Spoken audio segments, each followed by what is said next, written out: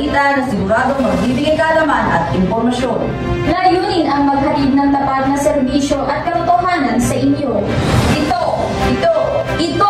Ito ang DLRB, Balitang Malaya. Mula sa DLRB Station, ating makakasama ang mga pinagkakatiwalaang maghahatid ng mga makatotohanang balita. Edwin A. Kalima, Shirley Bio, ang inyong mga tagapagbalita. Magandang araw sa iyo, Cheryl. Magandang araw din sa iyo, Edwin. At magandang araw, mga kabalita. Narito ang mga ulo ng mga makatotohanang balita ngayong araw. 2 minor de edad na gumamit ng laruang baril sa pang-hold up, Timbo. Kagawad, patay. Isa sugatan matapos masabugan sa Nueva Vizcaya. Kamera, in-impeach si Vice President Sara Duterte. Our hope is back! 2 minor de edad na gumamit ng laruang baril sa pang-hold up, Timbo. Ating alamin ang buong detalye mula kay Cassandra Buen. Cassandra, pasok. Pasado ang madaling araw noong Biyernes, ika-7 ng Pebrero, nakatanggap ang Baguio City Police Station ng tawag sa isang lalaking nakonda.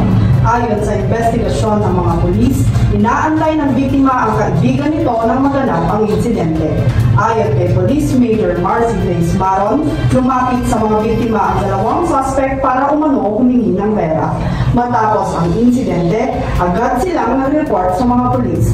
Pasado alas 6 ng umaga, nahuli ang mga suspect na pawang mga menor de edad. Dagdag pa niya, inikutan nila ang lugar na iyon at bandang alas 6:30, nahuli ang mga suspect. Ayon pa sa kanya, nakapagpalit pa ng damit ang 2 suspect at doon nabawi ang cellphone ng biktima. Ang ginamit sa pang-hold up ay laruang baril umano at isang kutsilyo. Dagdag pa niya, noong paalis na ang biktima sa lugar na iyon ay biglang pinutukan siya ng toy gun na inakala ng biktima na totoong baril at doon na nakuha sa kanya ang Samsung cellphone na nagkakahalaga ng 21,000 at ang kanyang pera na 200 piso. Dahil sa ganitong insidente, hindi maiwasang mangamba ng 17 anyos na estudyanteng si Hana. Sa ngayon ay hawak na ng mga pulis ang 2 suspect at masasampahan ng kasong paglabag sa Article 293 ng Revised Penal Code, robbery with intimidation at paglabag sa COMELEC election gun ban. Balik sa inyo, Shelly. Salamat, Cassandra. Kagawad, patay. Isa sugatan matapos masabugan sa Nueva Vizcaya. Buong detalye ay hahatid sa atin ni Fresel. Fresel, pasok. Patay ang isang kagawad at kritikal ang isang lalaki matapos masabugan ng nilagay nilang unexploded ordnance o di pa matukoy na pampasabog sa Almaguer South sa Bambang noong Sabado. Inakala pa ng mga residente na tangke ng gasol o transformer ang pinagmulan ng malakas na bagyanig. Pero sa investigasyon ng PNP Bambang, nahukay ng kagawad na isang kontraktor ang malaking bakal na kasing laki ng hita at dinala ito sa bahay sa Almaguer South kasama ng kanyang tauhan. Kwento ng isang residente, sinabi ng biktima na lalagariin nila ang bakal dahil may laman di umano itong binto. Ngunit kasunod nito ay lumagundong ang malakas na pagsabog at nakitang nakahandusay na ang kagawad habang humihingi naman ang saklolo ang isa niyang kasama. Susuriin ng Provincial Explosive and K9 Unit ang mga na-recover na bahagi para matukoy ang uri ng pampasabog. Pinayuhan din ang mga residente na huwag galawin kung may mahukay man na bomba o pampasabog. Balik sa inyo, Edwin. Salamat, Fresel. Bata, patay matapos matrasan ng sasakyan sa Kasubu, Nueva Vizcaya. Yan at buong ulat ang ating alamin mula kay Cleo Peralta. Hindi nakaligtas ang 6 na taong gulang na batang lalaki matapos maatrasan ng isang bar noong ika-16 ng Pebrero, taong kasalukuyan sa Kasubu, Nueva Vizcaya habang naglalaro sa bar. Ayon sa ulat ng Kasubu PNP, minamaneho ng 46 na taong gulang na lalaki mula Poblacion, Kasubu at hindi napansin ng biktima na noon ay nakaupong naglalaro sa daan. Matinding tama sa ulo ang natamo ng biktima na bagamat isinugod sa ospital ay ideklarang dead on arrival. Balik sa iyo, Cheryl. Salamat, Leo.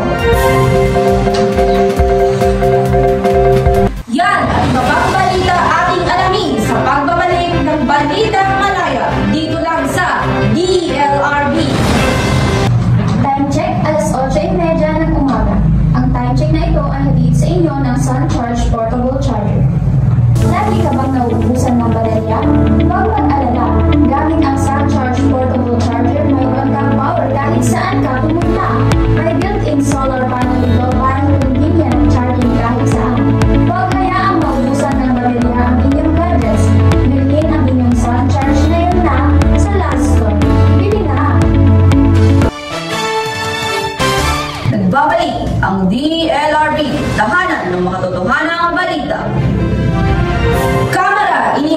si Vice President Sara Duterte. Ating alamin ang buong detalye mula kay Fresel.